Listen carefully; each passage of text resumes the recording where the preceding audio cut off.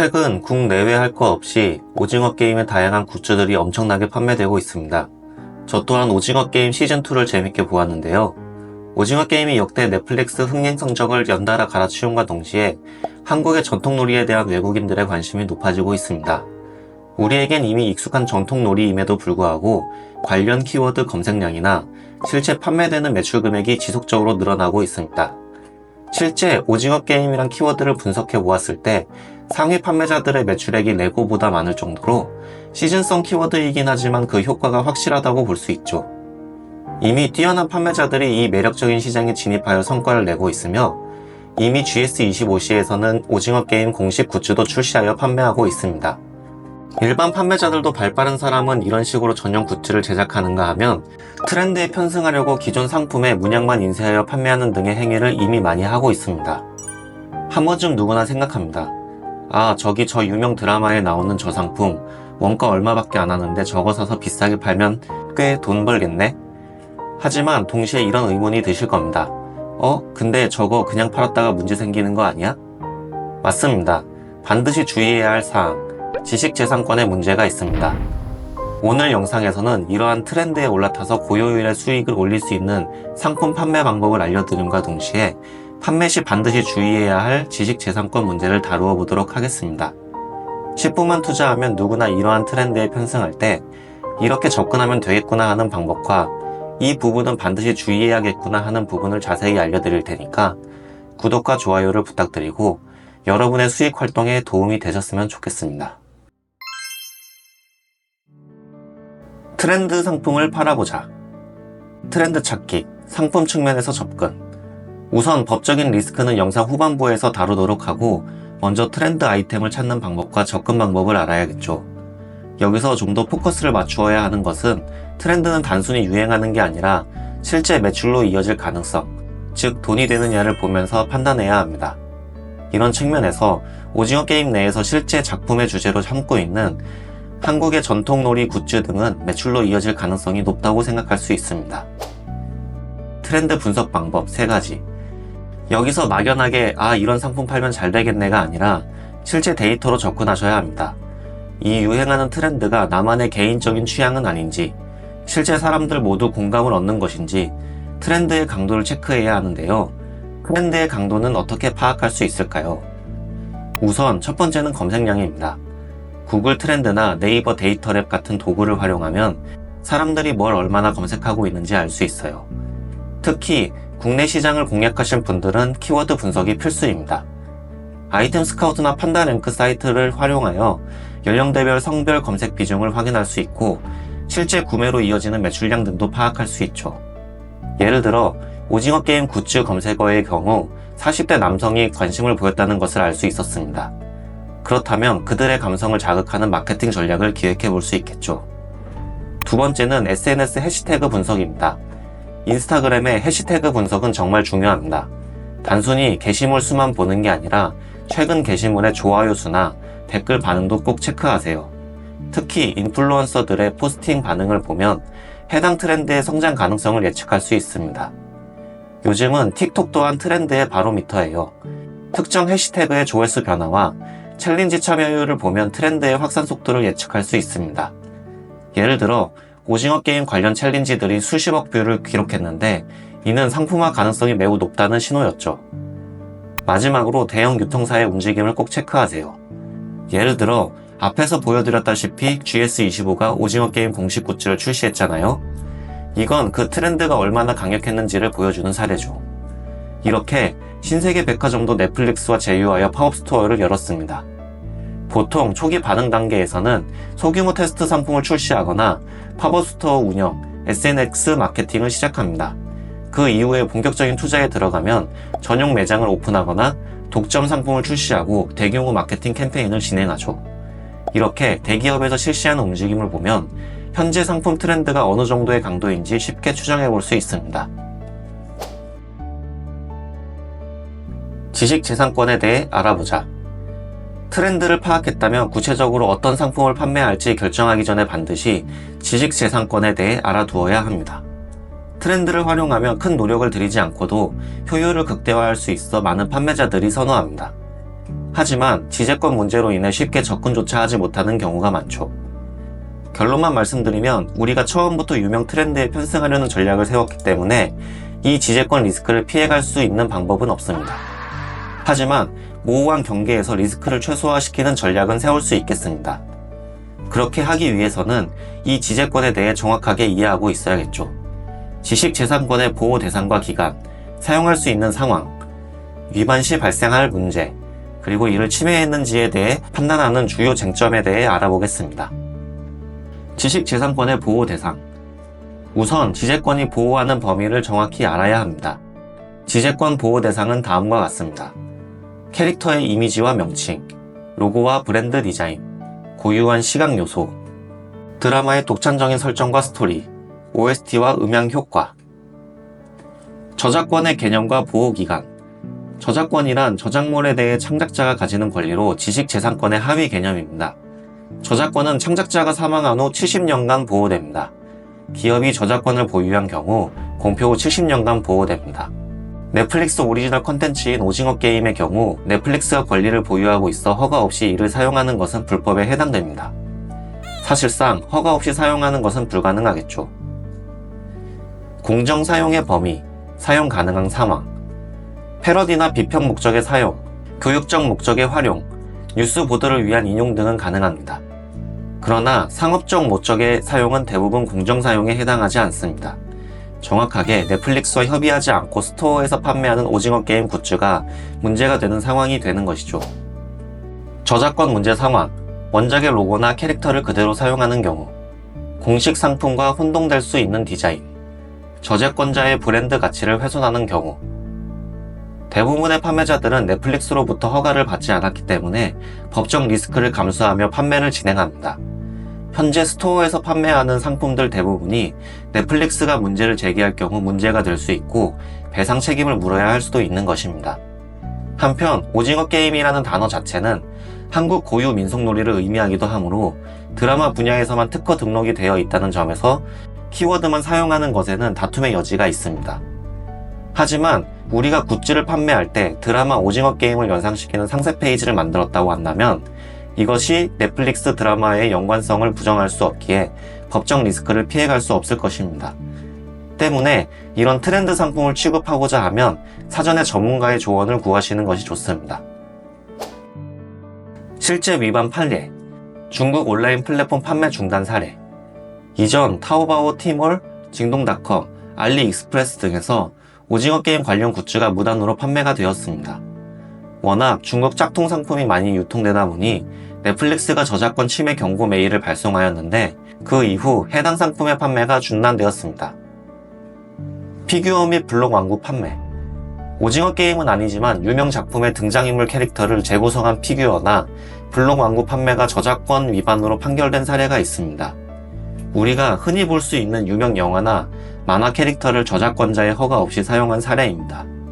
앞서 설명드린 저작권에 위반되는 행동으로 원작자가 문제를 제기할 경우 처벌을 피해갈 수 없습니다.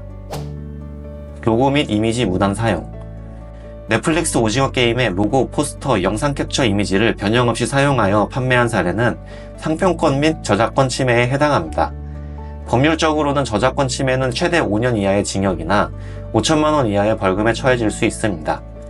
실제 처벌까지 간 사례는 드물지만 이와 관련한 내용 증명, 공문을 받아보거나 실제 합의금을 요구받아 몇백만 원의 합의금을 지급했던 사례가 제 주변에도 있으므로 각별한 주의가 필요합니다. 지재권에 문제가 되지 않게 전략을 세워보자. 여기까지 따라오셨다면 법적으로 모든 것이 걸리기 때문에 할 수 있는 것이 없는 것처럼 보여질 수 있습니다. 하지만 오징어 게임과 같이 지재권을 침해하지 않으면서 트렌드를 타는 방법이 있습니다. 바로 대상 콘텐츠에서 다루고 있는 보편적인 키워드를 공략하는 것이죠. 예를 들어 오징어 게임 내 등장하는 한국 고유의 민속놀이인 딱지치기, 공기놀이, 비석치기, 팽이 돌리기 등은 물론 오징어 게임 공식 굿즈가 비싸게 판매가 되겠지만 그렇다고 해당 놀이 상품들을 못 파는 것이 아닙니다. 예를 들어 달고나 세트, 공기놀이 같은 키워드는 오징어 게임 2가 방영됨에 따라 그 검색량이 다시 급증하고 있으며 분명 여기에 기회가 있습니다. 해당 상품을 판매한다고 딱히 오징어 게임의 지재권이 침해되는 것도 아니죠. 결론을 말씀드리면 트렌드에 올라타고자 하는 셀러분들은 컨텐츠 내에서 다루고 있는 요소 중 지재권 침해가 없는 일반적인 키워드를 포착해 해당 분야를 공략하는 것입니다. 오징어 게임이라는 키워드로 접근하는 것이 아니라 드라마 내 소개된 딱지치기, 공기놀이 등의 키워드를 공략하는 것이죠.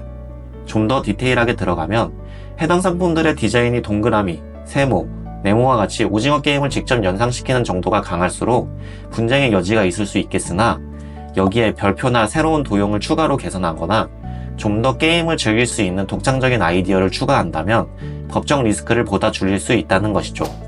결국 오징어 게임과의 연관성이 높을수록 판매 효율은 올라가겠지만 동시에 법적 리스크도 커지겠고, 연관성이 적을수록 판매 효율은 떨어지겠지만 법적 리스크는 적어지게 되는 것입니다. 하지만 기존 상품 시장 자체에 지재권 이슈가 적용되는 것은 아니므로 해당 시장에서 본인만의 독창성을 가지고 접근하면 좋다는 결론입니다.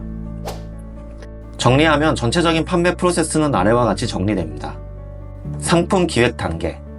트렌드에 기반한 상품을 기획할 때는 다음의 단계에 따라야 합니다. 1. 트렌드 요소 분석. 현재 인기 있는 트렌드를 파악하고 이를 상품화할 수 있는 방향으로 구체화합니다. 2. 저작권 침해 요소 체크. 기획한 아이디어가 저작권을 침해하지 않는지 확인합니다. 이는 판매 후 법적 리스크를 피하기 위해 반드시 필요한 과정입니다. 3. 독창적 요소 추가. 단순히 트렌드에 편승하기보다는 상품에 독창적이고 차별화된 요소를 추가해 경쟁력을 높입니다. 4. 법적 검토. 기획한 아이디어가 저작권이나 상표권을 위반하지 않는지 최종적으로 점검합니다. 필요하다면 법률 전문가의 도움을 받는 것도 좋습니다. 5. 시장 테스트.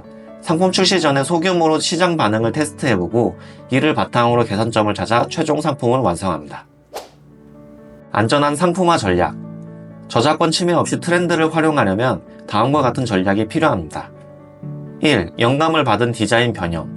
트렌드에서 영감을 받아 디자인을 변형함으로써 원작과 확실히 구분될 수 있도록 만듭니다. 2. 고유한 창작 요소 추가. 기존 디자인에 자신만의 창의적이고 독창적인 요소를 추가해 완전히 새로운 상품으로 탄생시킵니다. 3. 일반적인 게임 요소만 활용. 저작권이나 상표권과 직접적으로 연관되지 않은 일반적인 게임 요소를 활용하는 것도 좋은 방법입니다. 예를 들어 오징어 게임의 상징적인 이미지 대신 전통 놀이 자체에 집중해 상품화하는 것이 예시가 될 수 있습니다. 마케팅 단계. 안전한 상품화를 마쳤다면 이제 마케팅에서 저작권 문제를 피하며 효과적으로 판매를 촉진할 수 있는 방법을 찾아야 합니다. 1. 저작권 침해 없는 홍보물 제작. 상품의 독창성을 강조하는 홍보물을 제작하고 원작과 관련이 없음을 명확하게 표시합니다. 2. 모호한 표현 피하기. 마케팅 문구나 디자인에서 원작과의 연관성을 암시하는 표현을 사용하지 않습니다. 3. 독창적 가치 창조. 제품의 유니크한 특징을 강조하며 고객의 관심을 끌 수 있도록 차별화된 메시지를 전달합니다. 4. 합법성 명시. 해당 상품이 저작권 및 상표권을 침해하지 않음을 명시해 소비자의 신뢰를 얻습니다. 마무리하며 해당 영상의 주제는 트렌드에 편승하여 상품을 판매하는 방법입니다. 하지만 지재권 침해에 대해서는 엄격하게 금지가 되어야 한다고 생각합니다. 우리가 말하는 소위 가짜 상품, 짝퉁을 진짜처럼 판매하는 것은 절대 안 될 일입니다. 공식 라이센스가 있는 상품들을 적법하게 유통하시는 것을 권장합니다. 다만 이와 별개로 해당 콘텐츠에서 다루고 있는 일반 상품은 공략 대상으로 삼을 법합니다. 시청자가 콘텐츠를 보고 저 게임 재밌겠는데? 하며 상품을 검색할 때 굳이 해당 콘텐츠의 상품만을 구매하진 않을 것입니다. 가격으로 인해 혹은 나만의 개성을 추구하기 위해 디자인이 다른 것, 혹은 이미 해본 것은 재미없으니까 추가된 재미 요소가 있는 상품 등 한 단계 더 나아가서 생각을 해보아야 할 것입니다. 올바른 판매 방법을 제시하는 입장에서 한 번 더 정리를 해드리면, 첫 번째, 상품명과 설명에서 오징어 게임 문구 제외하기. 상품명이나 설명에 오징어 게임이라는 문구를 사용하지 않는 것을 권장합니다. 드라마와의 직접적인 연관성을 언급하지 않는 것이 핵심입니다. 두 번째, 일반적인 상품 판매하기. 저작권 침해 우려가 없는 일반적인 상품을 선택하세요. 예를 들어 초록색 트레이닝복, 달고나, 딱지 등은 저작권 문제에서 비교적 자유로운 품목입니다. 세 번째, 디자인 변경 및 색상 차별화하기 혹은 추가하기. 디자인에 변화를 주고 색상도 원작과 차별화된 선택을 하는 것이 중요합니다. 예를 들어 초록색 대신 파란색이나 다른 색상의 트레이닝복을 판매할 수도 있겠습니다. 네 번째, 로고 및 이미지 사용 금지. 넷플릭스나 오징어 게임과 관련된 로고, 포스터, 스틸컷, 캡처 이미지를 사용하지 않도록 주의하세요. 이는 상표권과 저작권 침해로 이어질 수 있습니다. 다섯 번째, 공식 상품으로 오인되지 않도록 주의하기. 상품을 공식 굿즈로 오인하게 만들지 않도록 마케팅과 제품 디자인에 각별히 신경을 써야 합니다. 넷플릭스나 드라마와의 연관성을 암시하지 않도록 표현을 조심하세요. 여섯 번째, 독창성을 강조하고 차별화 전략 세우기. 제품의 고유한 특징과 독창적 가치를 부각시키는 마케팅 전략을 세우는 것이 중요합니다. 고객들에게 제품의 차별성을 명확히 전달하세요. 일곱 번째, 법률 전문가의 조언받기. 완전한 안전을 보장할 수 없으므로 필요한 경우 법률 전문가의 도움을 받아 판매 전략을 점검하는 것이 현명한 선택입니다. 결론적으로 드라마와의 직접적인 연관성을 피하고 독창성을 강조하면서 판매한다면 법적 리스크를 줄일 수 있습니다. 그러나 여전히 주의가 필요하며 사전에 철저히 점검하는 것이 가장 안전한 방법입니다. 단순히 초록색 트레이닝복, 달고나, 딱지 등을 판매하는 것만으로는 저작권법 위반이 아닙니다. 하지만 오징어 게임의 로고나 이미지를 무단으로 사용하거나 공식 상품으로 오인하게 하는 행위는 법적 문제가 될 수 있습니다. 만약에 제가 새로운 상품을 준비한다면 시즌3가 나올 것을 대비해 미리 상품을 준비하고 기획하면 좋을 것 같습니다. 아직까지 나오지 않은 한국의 민속놀이가 무엇이 있을까요? 아마도 대부분 사람들도 공감하며 예상 가능한 범주 내에서는 윷놀이나 연날리기 등이 있을 것 같습니다. 시즌3의 스틸컷이나 예고편 등을 사전에 확인하여 확정이 된 순간 해당 놀이용품을 전문적으로 취급하는 판매자를 찾아 미리 계획을 세워두고 해당 키워드에 대한 작업을 미리 해두는 것입니다. 오징어 게임의 직접적인 언급은 피하되 해당 놀이에서는 제대로 즐길 수 있는 강점을 가져갈 수 있는 상품으로요. 지재권은 각 사례마다 판단의 기준이 천차만별이라 조금만 침해해도 큰 피해로 이어질 수 있고 운이 좋으면 피해 없이 큰 수익을 얻을 수 있는 방법입니다. 그리고 그 미묘한 경계에서 최소한의 리스크로 최대한의 효율을 끌어올리는 것이 실력일 것입니다. 그러기 위해서는 공부가 필요하고 항상 시장의 중심에서 트렌드를 잘 읽어야겠습니다.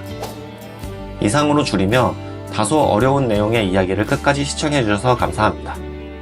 영상의 내용이 유익하셨다면 구독과 좋아요를 부탁드리며 지금까지 샐러리맨 채널의 리맨이었습니다. 감사합니다.